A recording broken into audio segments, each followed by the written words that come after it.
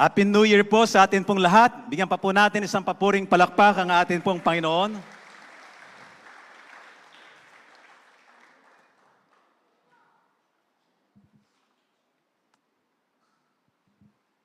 Pwede po ba nating batiin ng hindi Happy New Year na salita, kundi yung ngiti na parang naglalakbay Happy New Year. Yan. Kahit ngiti lang po, yung mga blessed ngiti.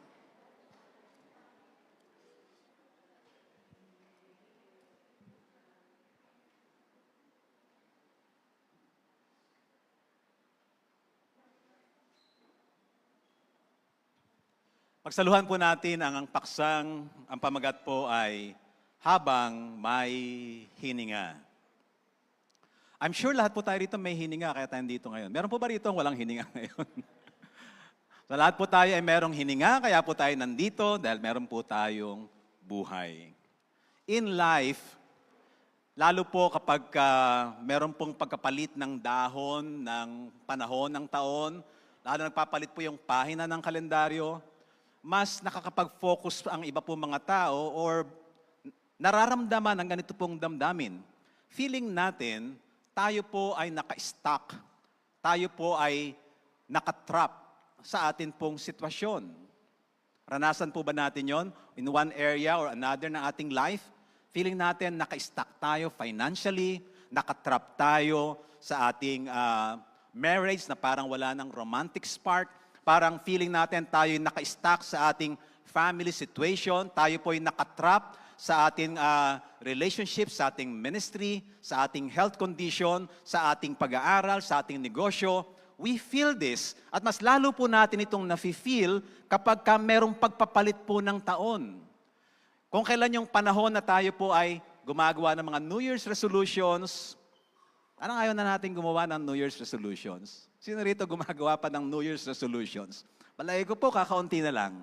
Can we see a show of hands? Sino po rito gumagawa pa ng New Year's resolutions? Baka kagaya ko po kayo na ayaw na natin gumawa ng New Year's resolutions kasi ang dami namang hindi natutupad. Ang dami pong things to do ng 2025 that I'm sure ay hindi po natin nagawa. And then feeling natin tayo stuck, tayo po ay trapped.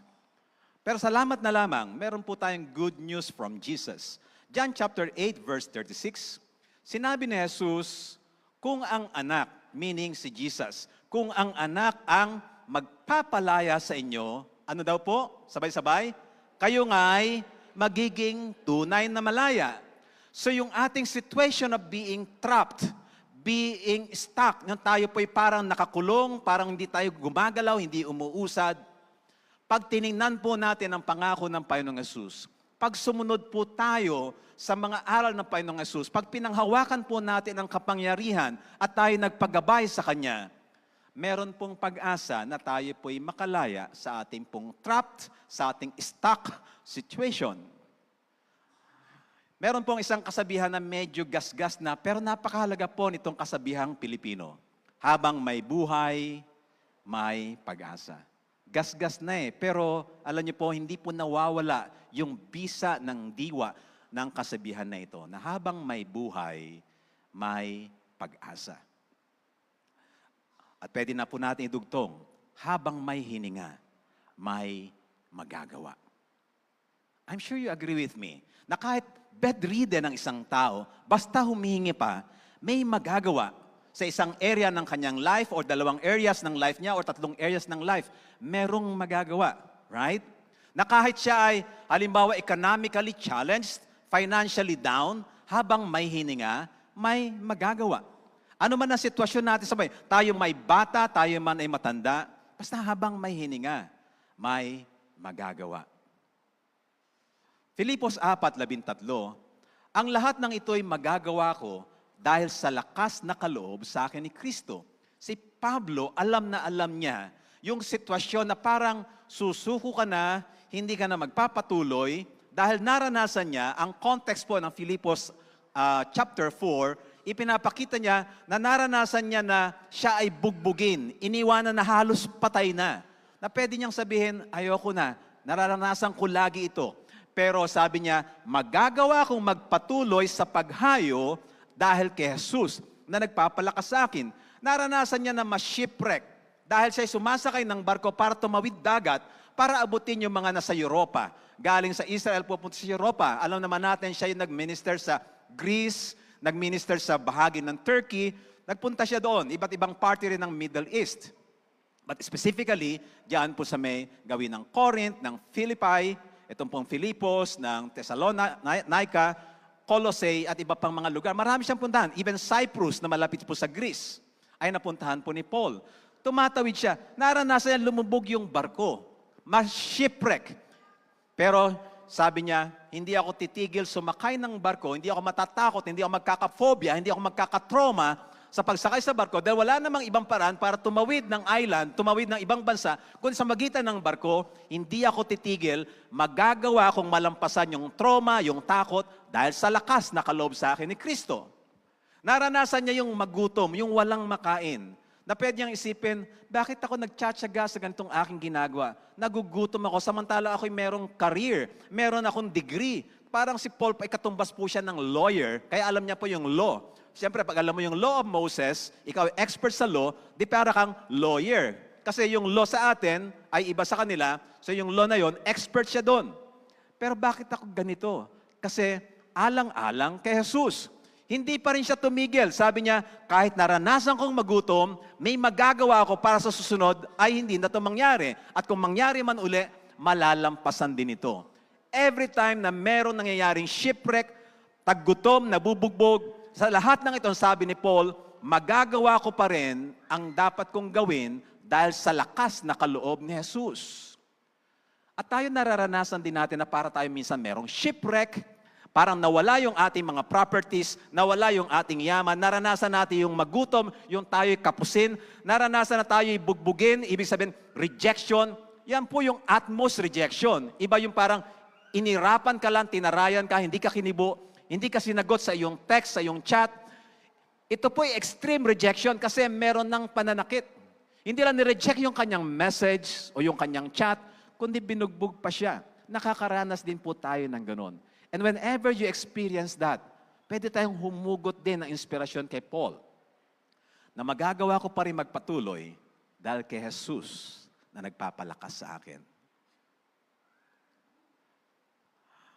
Paglipat po ng panahon, paglipat po ng kalendaryo, marami po ang mas lalo pong na-highlight yung mga nangyaring kabiguan in the past, mga New Year's resolutions na hindi naman natutupad, yung mga things to do na hindi pa rin, hanggang ngayon ay things to do pa rin, yung mga bagay na sa halip na tayo magkaroon ng confidence, ang na-develop lang sa atin ay self-doubt, lalo lang niyang pinakain ng pinakain yung ating alinlangan sa ating kakayahan. Dahil sa mga things to do na hindi nagawa, whether yan ay tayo mag-exercise, tayo magka-quiet time, tayo gagawa ng ganitong ministry, tayo magko-commit sa Lord, tayo ay magkakaroon ng ganitong pag-asenso, lahat ng mga kabiguan natin na hindi natin nagawa, para nagsama-sama, kinakain ang ating tiwala sa sarili. Nagkakaroon tayo ng self-doubt.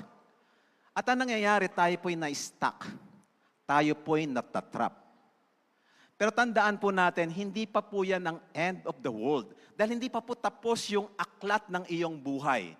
Bawat isa sa po sa atin, aminin man natin sa hindi, tanggapin man natin sa atin o sa hindi, tayo po ang may akda. Tayo po ang primary author, primary, major, pangunahing may akda ng aklat ng ating buhay. At yung mga nangyayari sa ating buhay, hindi pa po tapos. Kung ang buhay mo ay hanggang chapter 30, baka nasa chapter 15 ka pala ngayon, kapatid. Kung ang buhay mo ay hanggang chapter 70, baka nasa chapter 35 ka lang ngayon, kapatid. Ano man chapter ka naroon, baka nasa kalagitnaan ka pa lang. O hindi man kalagitnaan, baka nasa 3/4 ka pa lang. The point here is, hindi pa tapos ang chapters ng iyong aklat. Do you agree na meron pang natitira mga chapters ang iyong buhay? Hawak mo ang pluma at papel. And that is good news for you. Hawak mo yung pen and paper. At ikaw ang sumusulat ng susunod na chapter. Kung yung mga nagdaang tahon ay chapter 15 ng buhay mo o chapter 35 ng buhay mo, this year, isusulat mo ang chapter 16 ng iyong buhay. Isusulat mo ang chapter 36 ng iyong buhay. Hawak mo ang pluma at papel. Ikaw ang pwedeng magdikta ng mangyayari sa tulong at biyaya, siyempre, ng Panginoon. Do you agree? Hindi po ang kapitbahay ninyo ang gumagawa ng aklat ng inyong buhay. Hindi ang tatay mo nang nang-iwan sa'yo ang gagawa ng susunod na chapter ng iyong buhay. Hindi yung broken family situation mo ang bubuo ng susunod na chapter ng iyong buhay. Hindi yung mga kabiguan mo, yung mga masasakit na nangyari sa nakaraan, ang bubuo ng susunod na chapter ng iyong buhay. Ang bubuo ng susunod na chapter ng iyong buhay ay ikaw na may hawak ng pluma at papel. Sabi po sa Filipos 3:13 hanggang 14, ngunit isang bagay ang ginagawa ko, nililimot ko ang nakaraan at sinisikap na marating ang layuning nais kong makamtan. Nagpupunyagi ako patungo sa hangganan. Maganda po yan yung pong pagpupunyagi. Meron po si Paul na sinasabi, sinisikap kong marating ang, ano daw nais niyang marating? Yung layuning nais kong makamtan. Tayo po, lahat po tayo, naniniwala ako, lahat tayo merong layunin. At yung layunin na yan pwedeng, dreams. Layunin po yan, di ba? Dreams. Pwede po yung goals. No, layunin po yun, di ba? Hadikain. O di kaya ay yung mga gusto mong marating, o gusto mong maranasan, o gusto mong matanggap. Mga layunin yon. At kung yan ay maganda, kunin po natin yung espiritu o damdamin po ni Paul na ang sabi niya, sinisikap ko na marating ang layuning nais kong makamtan. Meaning, wag po tayong tumigil. This is just chapter 15. This is just chapter 35. Hindi pa po tapos ang chapter ng iyong buhay. Habang may hininga, tandaan po natin, hindi pa tapos ang chapters ng ating buhay. Amen? Marami pa po. At meron kang magagawa proactively, meaning ikaw ang aktibong magiging kabahagi ng pagsulat ng chapter ng iyong buhay beginning this year. Make 2026 different. Kung pwedeng very different o kahit man lang different lang from 2025 and 2024 and yung mga nauna pang mga taon.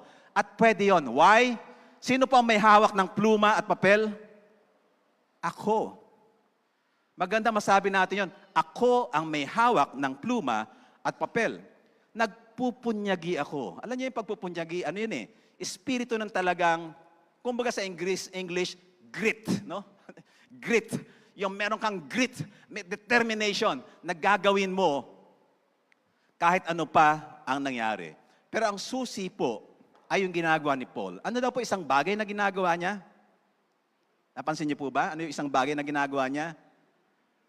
Nililimot ko ang nakaraan. Pwede ba talagang limutin na nakaraan? Nasa archive yan ng ating memory. Hindi talaga siya sobrang mawawala. Kasi nasa memory siya. Pero ang ibig sabihin ng nililimot ay yung hold. Kung yan ay pinipigilan ka, o kung yan ay na-stuck ka, hindi mo hinahayaan na magkaroon siya ng hold.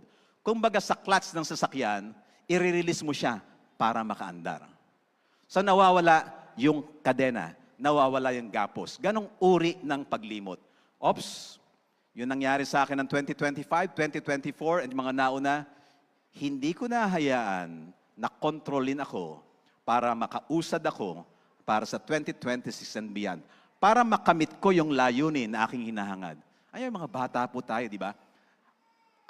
Tinatanong tayo ng mga matatanda, ano dream mo paglaki mo? Pag sumali ka ng mga Miss Little Philippines, may tinatanong na, so what's your dream?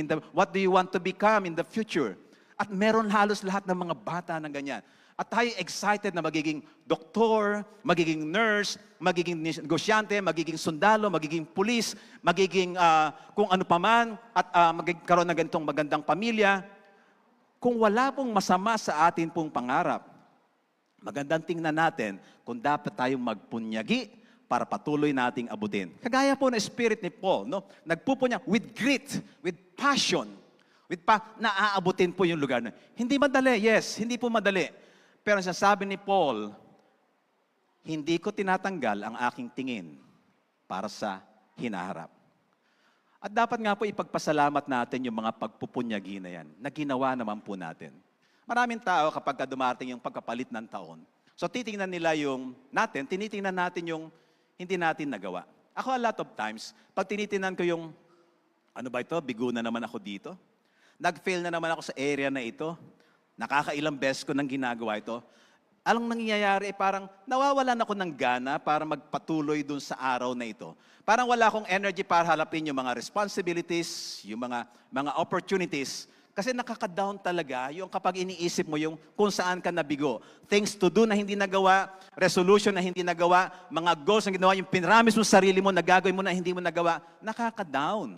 Pero sa halip na tayo mag-focus sa mga nakaka-down, bagamat di natin siya dapat i-ignore, dapat na nating maging data, failure is a data. No? Pagka nagamit natin yung data na yon, nakakatulong.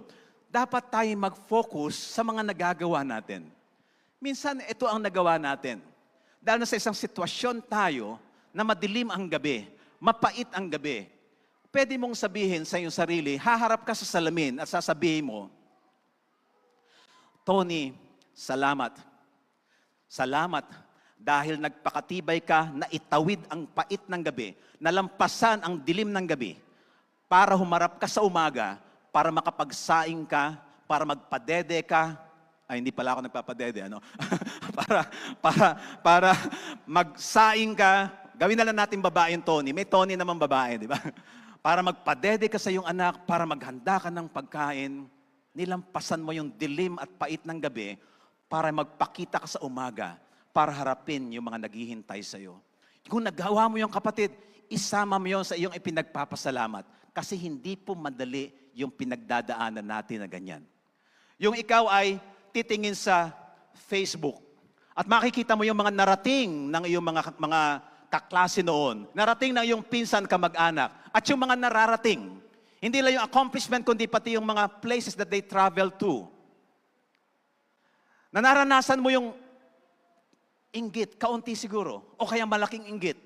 O di kaya nagkakaroon ka ng galit sa iyong nakaraan at bumabalik na naman nakaraan, bakit kasi ganito ang aking pamilya, bakit hindi buo, bakit nagpabaya ang tatay ko, ang nanay ko, babalikan mo lahat yon. And then, nang binabalikan mo lahat yon, naisip mo na hindi nakakatulong at pinilit mong baguhin ang damdamin mo at sa halip na ikay magkaroon ng negative na damdamin, ay nagpasalamat ka, salamat Lord, itong mga kaklasikong ito, malayo ang narating, may mga nararating, itong mga kamag-anak ko, may narating, maraming nararating. Napalitan mo ang damdamin mong negative ng positive, dapat ipagpasalamat yon dahil hindi iyon madali. Yung naranasan mo ng bagong taon, wala kang maihanda. And I remember merong nag-message kay Rose. Huwag naman kayo magme-message sa susunod na taon. May nag-message kay Rose, Nanay, galing sa orphanage. Na-discharge na kasi paglampas 18, dini-discharge na po sa orphanage. Hindi ko alam kung ano yung edad talaga, basta wala na siya sa orphanage. O baka nasa orphanage din talaga, pagka kasi dinideploy, pagka Christmas season, para yung may mga family pa, makasama sa family. Yung walang family, inaampon ng mga staff. No? Minsan meron kaming parang ilang araw na isinama for the holiday. So may nag-message sa kanya, December 31, Nanay, wala po kaming pagkain. Wala po kaming pang New Year. Nasabi siya, nag-message sa akin, walang po ngayon, ano ba naman yan? Sabi niya gano'n. Kasama yung mga nanay sa kanyang family. Bigat bigyan mo, no? Ito nga, papadala nga ako. Tapos, pagkatapos, nagpadala ng picture nung kanilang kinain nung New Year, no?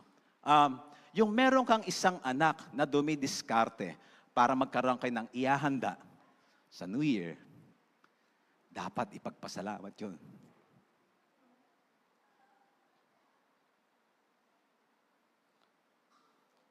Maraming tao, feeling nila, financially trapped sila. Financially, nakakulong sila. Tapos hindi na makagalaw, hindi na makapag-isip. At inilalabas nila, nagkakaroon ng escapism. Nilalabas halimbawa sa pag-inom, o di kaya ay paglalasing, o di kaya ay kung ano man siya pwedeng makatakas. Well, the fact na may hininga ka pa ngayon, ikay humihinga, kaya mong malampasan ang bagay na yan. Ipagpasalamat yung mga araw na ikaw ay nakatawid. Ito po ang ating panahon na information technology. Mas lalo po naging obvious sa akin. Nakikita ko po yung mga sa YouTube, ang dami-daming channel, millions. Alam niyo bang millions ang channel sa YouTube? Alam niyo po ba millions ang channel sa Instagram? Alam niyo po ba millions ang channel sa Facebook? Ang dami-dami po at iba't ibang mga content. At habang ako po ay nagde-devour, nagko-consume, ako tumitingin po na iba't ibang mga contents para mas maging malawak, no? Kasi as a pastor, I decided, gusto ko hindi ako yung parang ang kitid lang ng mga alam. Gusto ko maging malawak kasi as a pastor, syempre, kung sino-sinong tao ang aking mga nakakaharap, nakakausap, iba-iba nagpapa-counsel. So gusto kong mahagip buhat mahirap hanggang mayaman. Gusto kong mahagip lahat ng mga propesyon. Gusto kong malaman ng a little thing about medicine, about military, about police, about business, whatever, everything, no? So sa dami, dumating yung time, sabi ko, sakit sa ulo, Lord, dami-daming informasyon, dami-daming mga knowledge, sabi ko gano'n. Lalo lang ipinapakita na ang dami-dami kong hindi alam. Naiunawaan ko na ngayon si Albert Einstein. Sabi niya, the more you increase knowledge, habang natututo ka, lalo mo napapatunayang marami kang hindi alam. Sino naniniwala doon? Kita po natin sa internet, ang dami kong hindi alam. At merong moment sa ating buhay, pag tinitingnan natin yung ating mga kaklase, honor students, o kaya na-promote, no? Biglang manager, vice president, ganyan, ang lalaki ng mga sweldo. Ang sweldo, 200,000, 500,000 a month, 600,000 a month. Totoo po yan, Philippines yan. O kaya ang sweldo ay 3 million a month. And then nalulula ka. Tapos iniisip mo, bakit kasi kakaunti ang aking kaalaman? And then natatrap ka na, hindi ka na makagalaw. Nag-i-stay ka na kung ano na lang yung alam mo. Hindi kailangang matrap. Hindi kailangang may stuck. Kung hindi natin kaya ng alamin lahat, hindi na naman talaga pwede. Ma-overwhelm ka lang. At pagka na-overwhelm ka, nagkakaroon ng paralysis of analysis. Yung paralysis of analysis, yung parang ginagawa sa lion, meron siyang silya. Halimbawa, meron silyang ganyan. Pwede ko ba akong kumuha ng silya? Pwede bang pakibato yung isa? Thank you, Kuya Beji. Kapag merong lion, at andito yung lion, at ako ay kanyang kasi instinct niya yun eh, mangangagat talaga siya, di ba? Yung aso nga namin, huwag kayong lalapit, kakagatin po kayo nun. Parang lion po ang chow-chow. Pero ang ginagawa po ng trainer, maglalagay niya ngayon sa ulo ng ganyan na 4 ang paa, hindi niya malaman kung ang kanyang sasagpangin ay yung sa taas, sa kanan, kaliwa, o sa baba, kanan, kaliwa. At dahil siya nagpa-process na mabilis sa kanyang isip, mabilis siya nagpa-process, napaparalyze po siya, hindi niya alam kung 1, 2, 3, 4 ang kanyang sasagpangin. Yan po ang epekto ng overwhelm. Kinalabasan, wala siya magawa. So, wala na po nangyayaring action. Pag tinignan po natin kung gaano kadami ang information diyan, malulula nga tayo. Kahit nga po sa theology, archaeology, sa Bible, sa ministry, ang dami-dami. Malulula ka talaga. Ang pwede po natin gawin ay one step at a time. Pwede pong adult steps. Kasi adult, di ba, malalaki ang hakbang. I realized, minsan din natin kaya pati adult steps eh. Pag hindi mo kaya ang adult steps, kahit man lang baby steps. Siguro naman yung baby steps, kaya na po natin. Kasi di ba ang baby doon na magsisimula talaga, maliit lang na mga lakad. Pero katagalan, nag-a-adult step na siya. Kung hindi mo kaya ng pala, alam po niyo yung pala? Yung para sa mga semento, sa mga buhangin, yung pala. Kung hindi mo kaya ang pala, kahit kutsara lang kapatid, pakutsa-kutsara lang. Isang palang buhangin, hindi mo kaya, edi isang kutsarang buhangin, makakadami ka rin ng buhangin. Kung hindi mo pa rin kaya isang kutsara, kahit isang kutsarita. Basta magkaroon ka lang ng movement. Basta wag ka lang ma-paralyze. Basta wag ka lang matrap. Basta wag ka lang ma-stuck. Kasi dinesign ka ng Lord para i-enjoy ang buhay nito to the fullest. Para yung mission statement natin dito, to enjoy fullness of life. Deserve mo, kapatid, ang fullness of life. Hindi ka dapat ma-stuck, hindi ka dapat matrap. At alam niyo yung fullness of life, di ba? Kalubusan ng buhay. Lahat ng areas ng buhay. Deserve mo yon, kapatid.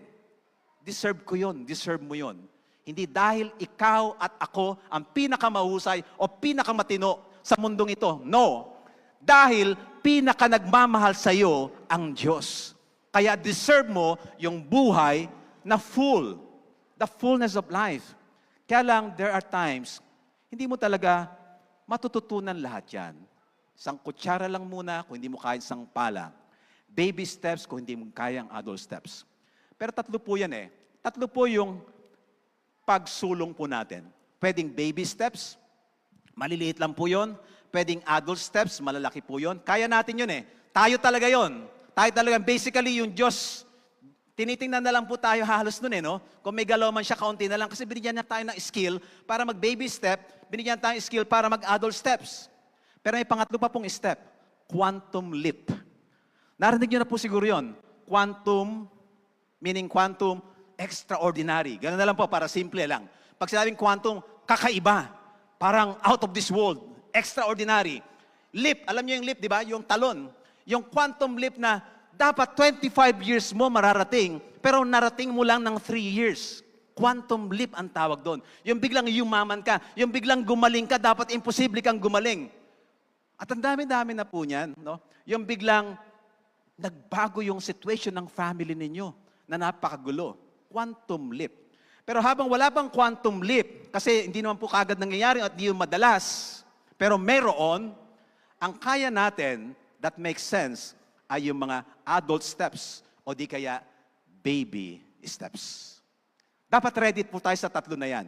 Baby steps, adult steps, quantum leap. At kung tayo mga adult dito, do the adult steps. Pero kung nahihirapan ka kapatid, kahit baby steps lang, huwag kang ma-overwhelm.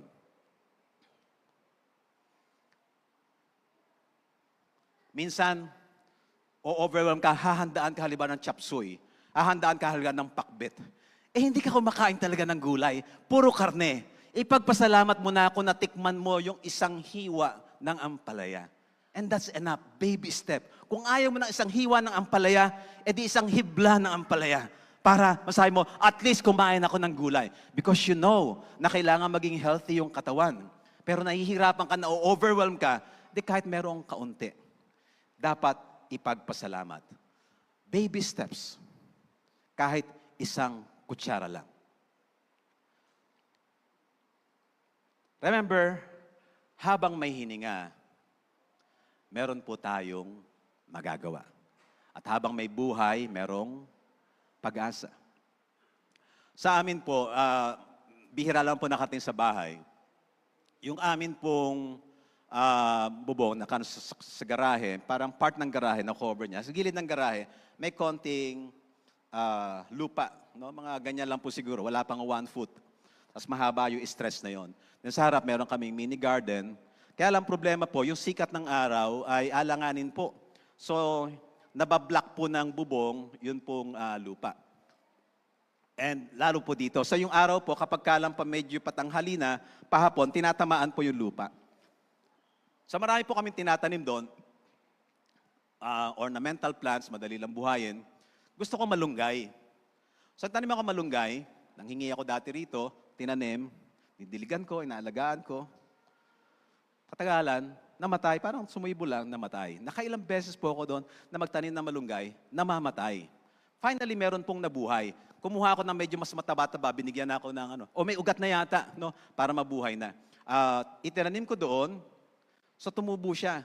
Kaya lang ang tubo niya, ang payat-payat niya. Parang ganyan lang po siya kapayat. Mataba-taba lang po siguro dito. Doble lang po nito. Ang payat-payat niya, nabagan, nung napadaan yung ilang taga-church, sobrang payat naman ng malunggay nila, pastor. Hindi ko pa malaman kung bakit. Parang nasaktan ako na narinig na ang payat ng malunggay. No? Parang hindi naman ako yung iniinsulto, pero parang na-insulto ako na ang payat-payat naman ng malunggay nila, pastor. Kasi may expectation din ako doon sa malunggay. Pero hinayaan ko lang siya. So dilig, minsan nga, hindi ko nga nadidiligan eh. Tapos didiligan, pumaalala, salamat sa hamog, salamat sa ulan. Tapos ang pangit ng dahon. Tapos yung dahon parang kinakain ng mga aphids, no? Tapos namumuti-muti. Hindi mo ma-serve ngayon ng pagkain. Hindi mo pakinabangan. So hinayaan mo lang, aani ako ng Naku, wala yata ako mapikuha rito. So frustration upon frustration. And then, tumalaki siya, naninilaw lang, namamatay. Finally, nalampasan niya yung area ng bubong. Noong nalampasan niya yung area ng bubong, tumatama na yung araw sa kanya. Pagsikat pa lang siguro ng mga 6 a.m. hanggang mga lumubog na yung araw. Nalampasan niya yung bubong kasi mataas yung aming pong bubong eh. Nalampasan niya, and then medyo nagbago na yung texture ng mga dahon. Naging kulay green na yung mga dahon. And then, nung tumataas pa ng tumataas, dumami na yung dahon, nag-spread na. Nung nag-i-spread na yung dahon, tumaas ng taas, parang hinahabol niya yung araw. Di ba gano'n naman sa mga gubat? Nagtataasan ng mga puno sa gubat kasi nagkakarerahan sila para sa araw. And then, nung siya ay nakaangat na ng husto, at dumadami ang dahon, nakita ko dahan-dahang tumataba, yung dati na parang kaunti, ganyan lang yung kanyang puno, na tumataba na. At magugulat po kayo ngayon kung gaano na po kataba yung puno. Di sa baba na hindi naaarawan, kasi naarawan yung taas. Ganito na po kataba yung puno na yon. Parang times 20, times 30. At ang dami na naming inanin na magagandang dahon. Minsan nga ang lalaki pa ng dahon. Sabi ko, malunggay pa ba ito? Ang lalaki ng mga dahon at ang daming ibinunga. Ang dami na namin nabigyan ng kapitbahay. At minsan pa nagtatabas kami, pag pimigay namin, nagpupunta yung kapitbahay, oy, pahingi. Ang dami na pong nakinabang. Ang dami na nakinabang ng mga kasi malalaki po yung sanga niya, na itatanim po ng iba. Mayroong mga taga-church na, o baka gusto mo, para tumubo. Ang dami na pong pakinabang. At kahit pinuputulan, alam niyo po nangyayari sa malunggay, di ba? Tubo at paganda ng paganda. Ini-imagine ko na nga lang bawat dahon yan ay golden coin. No, daming golden coins. No? Pagka ganun, ang yaman-yaman mo na. But the thing here is, habang may hininga itong puno ng malunggay na ito, hindi siya tumigil. Lumaban lang siya hanggang marating niya yung araw. At nung marating niya na yung araw, nag-develop siya ng momentum at nalabas niya na yung kanyang potential, hindi pala siya payat, pwede pala siya lumaki na parang puno. At hindi lang para lumaki parang puno, nakakapag-produce siya ng libo-libong dahon na very healthy, no? Nakakain na nga niyan siyempre si Phoebe, pati yung aming apo, no? Nakinabang na dyan sa mga gatas niyan, di ba? Ako nga dumami rin ng aking gatas. Hindi, yung gatas na nabibili, dahil na-encourage ako itimpla sa gatas. At marami na po yung naibunga niya, ang dami ng benefits. Kahit may mga panahon na siya hindi nadidiligan, may panahon na siya ay napipintasan, habang may hininga, nanatili lang siya. Applied sa kanya, sinabi ni Paul, nagpunyagi lang siya hanggang dumating yung time na pwede niya nang i-release yung kanyang potential. I-release kung sino talaga siya. At sa ating buhay, ganun din po. Minsan di tayo napapansin. Pero nandiyan ka lang, nakaupo ka lang. Parang wala pumapansin sa akin sa church. Pero nakaupo ka lang, nagtitake ng notes. So pag uwi ng bahay, nagtitake ka ng notes. Nag-a-absorb ka lang, pakutsa-kutsara. Nililista mo lang lahat na natutunan mo. And then ina-apply mo. Then magugulat ka na lang isang araw. Kita mo, isa ka na sa mga speakers, isa ka na sa Bible study leaders, isa ka na sa mga church planters, o isa ka na sa mga negosyanteng patagumpay, o matagumpay na ang buhay mo. Pero nandun ka lang, nagtsatsaga ka hanggang marating mo yung araw. Meron pong isang mind trap na sana hindi po tayo natatrap. Actually, meron po psychology na na-release na minsan ay pinag-aralan namin, 23 mind traps. 23, parang number ni Michael Jordan. 23 mind traps. And may I add one more, pang 24 na mind traps. The mind trap of age narrative. The mind trap of age script. Ang ating kasing age narrative, pagka pumapalo ka na ng mga 50, 60, ano na po usapan yan? Pagka mga reunion, high school reunion, umamin kayo. Di ba? May premyo pagka high school reunion. Ang first prize sa high school reunion ay isang box ng losartan. Pangalawa, isang box ng amlodipine. Okay? Di ba reunion, ganyan? Kasi accept natin yung narrative. Accepted natin yung script. Ngayon nga, usong hashtag kayo sa Facebook, trentahin na ako. No? So para pag trentahin, parang something na crucial, di ba, sa pagpapalit ng edad ng mga. Para narinig ko rin yan sa aming anak, sa aming manugang, no? Trentahin no? Kaya gulay-gulay na kami ngayon. Parang mas responsible ka na sa health. E di, meron ding 40-hin, meron din 50-hin, meron ding, ano susunod? 60-hin, no? May 70-hin. Pero pag sinunod natin yung narrative na yon, yun din ang i-release, ima-manifest ng ating body at ng ating behavior. Pero yun lang ba ang narrative? Yun lang ba ang script? Na kapag ka ikaw 50-60, sasakit na tuhod mo, pupunta ka na nadala sa ospital, mag-aalaga ka na ng apo, medyo inactive na yung buhay mo. Yun lang ba ang narrative? Yun lang ba ang istorya? Yun lang ba ang kwento? Yun lang ba ang script? Yun lang ba ang movie? No. Naalala niyo po si KFC? Kami po, bago matapos ang taon, kumain kami sa KFC. No? Alam niyo po yung KFC, di ba? Dati, nung nagmi-ministry tayo sa Muntinlupa National High School, minsan may maghapon po tayo doon, so nagtatanghalian kami doon. Sabi ko, wala na ba ibang makakainan bukod dito sa kantin na ito? Sabi ng mga estudyante na abot natin, meron pastor doon sa KFC. Oh, may KFC rito. Paniwala naman ako. May KFC doon sa may Muntinlupa National High School, sa dulo ng Katarungan. Tapos tawanan sila. Yung KFC po ay Korokan Food Court. No? Mayroon kasi doon parang, yung parang settlement doon, Korokan ang tawag, Korokan Food Court. But what I'm saying is Kentucky Fried Chicken. Di ba sino po nagtatag niyan? Si Colonel Sanders. Alam niyo po kung ilang taon si Colonel Sanders na nagsimula, right? Ilang taon siya nagsimula ng KFC? 65 years old. Pero ang narrative natin, pag 60 years old ka na, mahina ka na, wala ka na magagawa, taga-alaga ka lang ng apo, right? But he changed the narrative. 65, I'm still strong.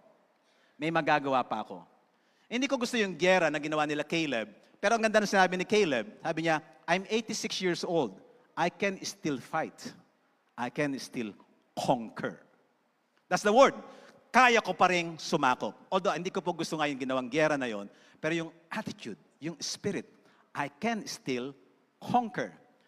Alala niyo, kinuwento ko sa inyo ng isang Amerikano na nakapag-paint at binibenta yung paintings ng mga 300,000 pesos, 400,000 pesos, 1 million pesos, equivalent sa pera natin. Ilang taon siya nag-sila mag-painting? 80 years old. Meron po na feature sa Oprah at saka sa isang channel ni, I think kay Mel Robbins, na isang babae, 73 years old, black woman, and galing siya sa cocaine, drugs, ang dami niyang pinagdaanan, ang gulo ng pamilya, etc. Pero nagbago yung kanya, pati yung kanyang lifestyle, yung mga eating habits niya, kinakain niya, kagawa siya ng libro, etc. 73 years old, nagpo-push up, at nagpo-push up na isang kamay. At ang ganda ng kanyang body frame. May mga 65 years old na lalaki at babae, 75 years old na lalaki at babae, na ang gaganda ng katawan because they changed their mindset. Well, revolutionary ang change, hindi siya ganun kadali, but they believed. Pero ginawa nila baby steps. Baby steps. Naging adult steps. Later on, naging quantum leap. Hello? Can you say with me? Baby steps. Adult steps. Quantum leap. Pwede lahat yan? Yes, dapat open ang heart natin sa tatlong bagay na yan. Pag hindi mo kayang adult steps, kapatid, huwag kang ma-overwhelm. Pwede naman baby steps muna. Then later on, pag naka-generate ka na ng confidence, pwede ka na mag-adult steps. And then pag naka-generate ka na ng confidence lalo, and then okay ka sa Panginoon, okay ang yung faith, magkakaroon ka ng quantum leap. And that's amazing. Meron kang story to tell, may maisishare ka sa iba, and you can influence more people. Kapag ka po tayo trapped, feeling stuck, hindi ka makagalaw. Alam niyo po, parang train. Kapag ka po ang train ay naka-stuck, halimbawa nakagarahe dyan sa PNR, sa Alabang, habang siya naka-stuck dyan, maglagay ka ng isang maliit na bato na kasing laki lang po nito. Buhay ba ito? Hindi. No? Iharang mo dyan sa may train, hindi po makakaandar ang train kaagad. Right? Mahihirapan siya kasi naka-stuck siya. Naka-park siya. Pero kapag ka po yan umandar na, tsaga-tsagain lang yan. Uusod yan, uusod. Balik natin sa dati.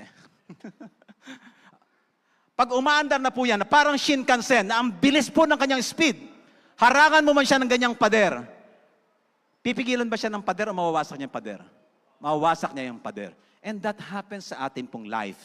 Ngayon, you feel stuck, you feel trapped. Hindi po dapat. Kahit baby steps, generate momentum. And then darating yung time, kahit anong iharang sa yung bagyo, iharang sa yung pader, wawasakin mo lang yon. Wawasakin mo lang yon. Kailangan lang magtuloy-tuloy tayo. And one thing na pwede natin gawin is to learn. Ano man sitwasyon sa buhay, hirap na hirap ka sa buhay ngayon, o di kaya ikaw ay stuck sa isang marriage na parang wala ng romantic spark, o meron kang isang family situation na parang ang gulo, baka meron ka lang hindi nakikita, kapatid, na solusyon. At kaya hindi mo nakikita kasi hindi mo pa nalelearn. Tama? Kasi hindi mo pa nalelearn. Yung negosyo mo, hindi siya nagkiklik. Yung ministry hindi nagkiklik. Baka meron ka lang hindi pa nalelearn. At yung learning medyo siguro malaki, okay lang, pakutsa-kutsara ko, hindi mo kaya ng pala. Pero darating at darating ka din doon. But you need to learn. At yan po ang pwede natin gawin. Hirap na hirap ka sa buhay, baka pwede ka pa naman mag-learn ng mga skills. Tinanong ko kayo dati, ilang taon nyo gusto mabuhay? Sabi ng iba sa inyo, 80 or 90. Tinanong ko yung edad ngayon, 50 o kaya 60. Kung 50 years old ka, gusto mo maging 80, ilan pa po natitira?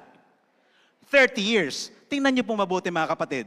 Nag-aral ka ng college, kung naka-aral ka, o ng high school, 4 na taon lang. Natapos mo, ang dami mong naaral. Ibawas mo sa 30 years yung 4 na taon o 2 taon. Pwede nga 2 taon lang eh. Big deal ba yun? But because of the mind trap na matanda na ako eh. Dahil sinusunod mo yung script. Alam niyo yung script, di ba sinusunod talaga? Hello? Di ba pag yung script, sinusunod mo lang talaga? Kailangan mo gawin ito, nakasulat sa script eh.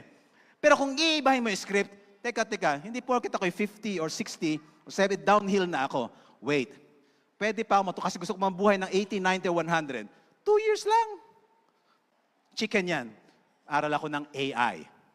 Kapatid, yung AI isang skill na pwede mong gamitin para umunlad ang buhay mo kung lalo kung nag-struggle ka financially. Aral ka ng AI. Huwag mo sabihin hindi mo kaya. Kasi, halimbawa makaaral ka naman ng high school, college, but hindi mo kaya. 2 years lang. Pakutsa-kutsara kung hindi mo kaya ng pala. Katagalan, mararating mo rin yon. Mga kapatid, AI na talaga itong mundo na ito. Mapapakinabangan mo yan. Hindi lang yung Meta AI, hindi lang yung Gemini ng Google, hindi lang yung ChatGPT, meron din yung Midjourney, ang dami-daming AI na magagamit mo sa lahat ng areas ng life. Accounting, marketing, business planning, nutrition, etc. Kailangan mo lang mag-learn. Ang kailangan mag-learn ng skills para magagamit mo sa iyong buhay. Hindi yung escapism na salit na nag-learn ka ng skills ay maglalasing na lang ako o kaya gala ng gala o whatever. Baka pwede kang magsingit. Kasi sabi nga ni Paul, nagpupunyagi ako para maabot ko yung aking pangarap. Makukuha ko pa rin yung gusto kong sariling bahay, yung makukuha yung sariling lupa, makarating ko yung bansa na gusto kong marating. Bakit hindi? Habang may hininga, may magagawa. Habang may buhay, may pag-asa. Bakit mo i-give up yon? Because of the failures in the past. Dahil hindi ka nakatapos noon, ang dami hindi nakatapos ng pag-aaral, pero maa-amaze ka kung paano nag-revolutionize ang kanilang isip. Because they are willing to learn. At kaya mo yun, kapatid. Hawak mo yung pluma at ang papel. Pwede mong baguhin ang chapter 16 ng iyong buhay o chapter 36 ng iyong buhay kasi hindi pa tapos ang aklat ng iyong buhay. Huwag ka kagad sumuko. Marami ka pang magagawa. Pero kailangan mong mag-learn ng skills. Maybe you need to learn language skills kung gusto maging translator. Alam niyo ba ang Japanese translator, Nihongo translator? One time kasi naisip ko, mag-Nihongo translator kaya ako. Konti-konting aral na lang. Kasi may puhunan na naman ako ng mga maraming aral. I heard minsan nagbabayad ng 80,000 pesos, 120,000 pesos per month. Ang laking pera. Pero sabi ko, mauubos ang panahon ko doon, hindi na lang. But what I'm saying is, may opportunity. Lalo pa magta-translate ka halimbawa ng mga German o kaya mga Spanish.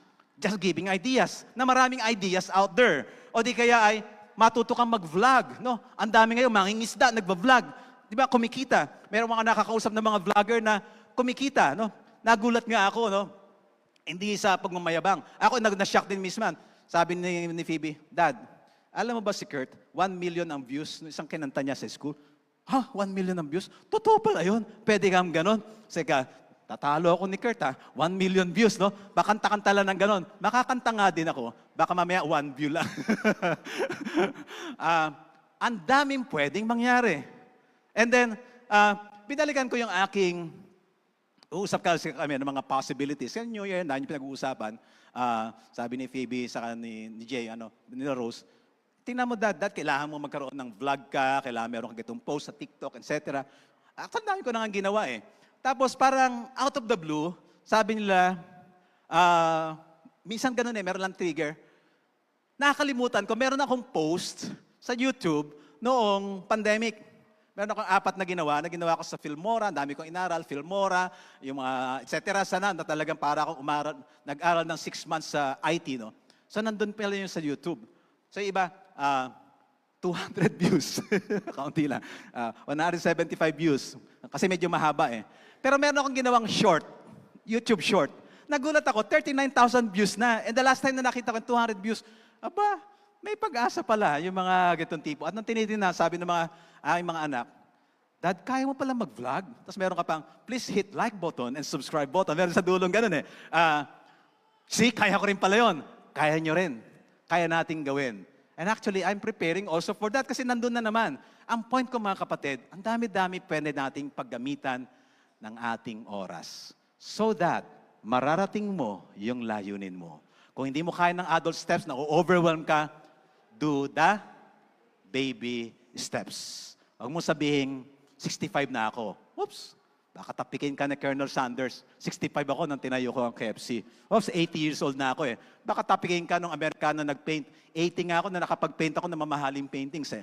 Baka sabi ko, 73 na ako, babae pa ako. Baka tapikin ka nung negra na pa-push up pa at ang naging, actually, umasensya sa buhay at ang dami niya natutulungan. Ayaw niyo ba yun? Ang dami mo ma-impluensya ang mga tao. Hindi lang sa pera, kundi sa influence, sa isip, para magkaroon sila ng hope. Yan ang kailangan ng tao, di ba? Pag-asa. Matulungan mo sila magkaroon ng pag-asa kasi may istorya kang ikukwento. Amen? Yung nangyayari sa atin ay stories to tell. Wag mong masamain yan because you have stories to tell na pwede mong i-share sa iba po mga tao. Tandaan po natin, habang may hininga, may magagawa. At habang may buhay, may pag-asa. Tayo pong lahat ay yumukot manalangin.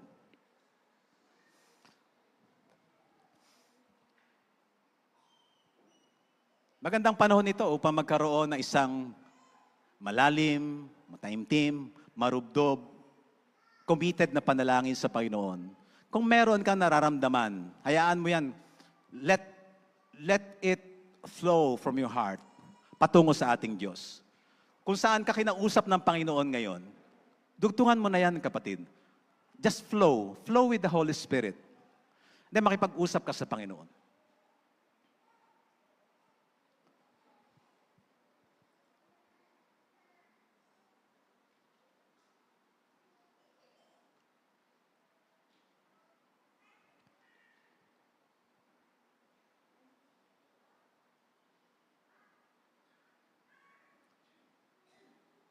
Ama namin Diyos, alam niyo po ang laman ng isip at puso ng inyo po mga anak. Salamat po Panginoon dahil inyo pong tinatanggap. Inyo po Panginoong ibine-bless ang mga panalangin po ng mga dinala sa inyo na inyo po mga anak. At salamat po Panginoon dahil kayo nangako, hindi nyo kami iiwanan, hindi nyo kami pabayaan. Aakayin nyo kami sa amin pong kamay. Salamat po Panginoon, whether ito po ay baby steps, o ito man ay adult steps, o ito man ay quantum leap, kayo po ang aming pong kasama. Dalahin po namin, Panginoon, dahil hawak namin ang pluma at papel, the pen and paper. Salamat po, O Diyos. Dahil aming po mga kapatid ngayon ay gagawa ng bagong chapter ng buhay na talagang kakaiba sa mga naunang chapters na lumipas. Salamat, i-inspire nyo sila. And I pray more inspiration, more empowerment, more enlightenment, more wisdom ang maranasan po ng bawat isa sa amin habang sinusulat namin, Panginoon, ang susunod na kabanata ng aming pong buhay. At maraming salamat sa inyo, O Diyos. We claim by faith that we are going forward into the fullness of life, patungo sa kalubusan ng buhay ang aming paglalakbay, patungo sa best possible life, patungo sa best version of ourselves. Pero meanwhile, the next better version muna ng aming sarili ang kaya naming abutin. At hanggang marating namin ang next better version of ourselves, marami pong salamat at Diyos. Sa inyo po ang papuri, pasasalamat sa pangalan ng aming Panginoong Yesus. Amen. Amen.